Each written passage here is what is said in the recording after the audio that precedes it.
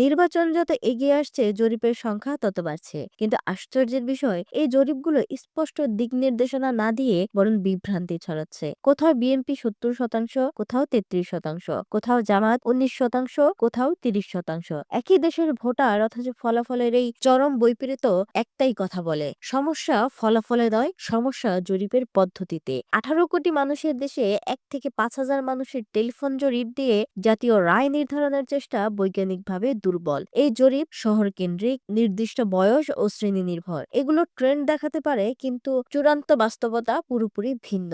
এই জায়গাতেই গুরুত্ব পায় বিশ্ববিদ্যালয় পর্যায়ের লাইভ ব্যালট রেজাল্ট। গত কয়েক মাসে দেশের 5টি পাবলিক বিশ্ববিদ্যালয়ের প্রায় 87,000 শিক্ষার্থী সরাসরি ভোট দিয়েছে। এখানে কোনো ফোন কল নেই, কোনো অনুমান নেই, আছে কেবল ব্যালট বক্স আর ফলাফল। প্রতিটি ক্যাম্পাসে জামায়াত সমর্থিত ইসলামী ছাত্র শিবির বা সমমনা প্যানেলের একচেটিয়া জয়। এই ফলাফলকে বিচ্ছিন্ন ঘটনা ভাবলে খুব বড় ভুল হবে, কারণ বাংলাদেশের রাজনৈতিক ইতিহাসে ছাত্র সংসদ নির্বাচন বরাবর জাতীয় নির্বাচনের পূর্বাভাস দিয়েছে। 1990 সালে স্বৈরাচার পতনের পর 1991 সালের আগেই দেশের প্রধান প্রধান বিশ্ববিদ্যালয়ে বিএনপি সমর্থিত ছাত্রদল বিশ্ববিদ্যালয়গুলোতে একচ্ছত্র আধিপত্য নিয়ে জয়ী হয়েছিল। তখন অনেকেই বলেছিল ক্যাম্পাসের ভোট আর জাতীয় ভোট এক নয়, কিন্তু ইতিহাস দেখিয়েছে 1991 সালের জাতীয় নির্বাচনে সেই ক্যাম্পাসের হাওয়া পুরো দেশেই দোল দিয়েছিল, কারণ তখন বিএনপি প্রথমবার নির্বাচনে জয়লাভ করে সরকার গঠনের সুযোগ পেয়েছিল।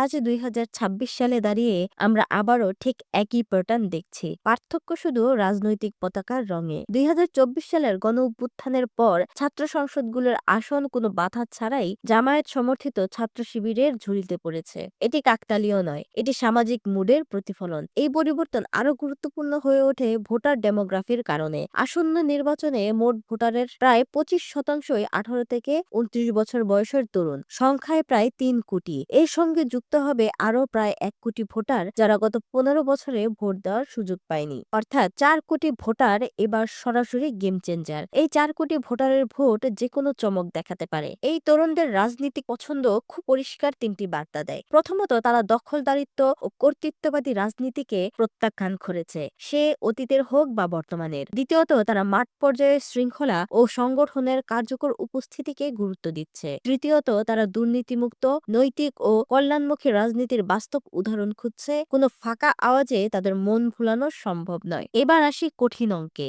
সাম্প্রতিক জরিপ বলছে বিএনপি ও জামায়াতের একক ভোট ব্যবধান প্রায় 1%-এর মতো, কিন্তু বাংলাদেশের ফার্স্ট পাস্ট দ্য পোস্ট ব্যবস্থায় এই 1%ই শতাধিক আসনের ভাগ্য নির্ধারণ করে দেয়। এই বাস্তবতা বুঝে জামায়াত জোটের পথে হেঁটেছে। এনসিপি, চরমোনাই সহ শরিক দল যুক্ত হওয়ায় জোটের নিশ্চিত ভোট দাঁড়াচ্ছে প্রায় 45%-এর বেশি, যেখানে বিএনপি জোট মিলিয়ে আটকে গেছে 35%। এখানেই তৈরি হচ্ছে ব্যান্ড ওয়াগন ইফেক্ট, অর্থাৎ ভাসমান ভোট শক্তিশালী দিকেই ঝুঁকে পড়তে পারে। সমীকরণের এই লড়াই আর সমানে সমানে নেই, এটি এখন স্পষ্ট ব্যবধানের লড়াই। শেষ প্রশ্নটা খুবই সহজ, আপনি বিশ্বাস করবেন কাকে? 1300 মানুষের ফোন কল জরিপকে, নাকি 87,000 তরুণের ব্যালটকে? ইতিহাস বলছে যে রাজনীতি ক্যাম্পাসের সংকেত উপেক্ষা করে, সে রাজনীতি শেষ পর্যন্ত জাতীয় মঞ্চে তার মূল্য দেয়। 1991 সালে যেমন হয়েছিল, 2026 সালেও সেই ইতিহাস নতুন নামে নতুন শক্তিতে ফিরছে কিনা তার চূড়ান্ত উত্তর দিবে ব্যালট বক্স।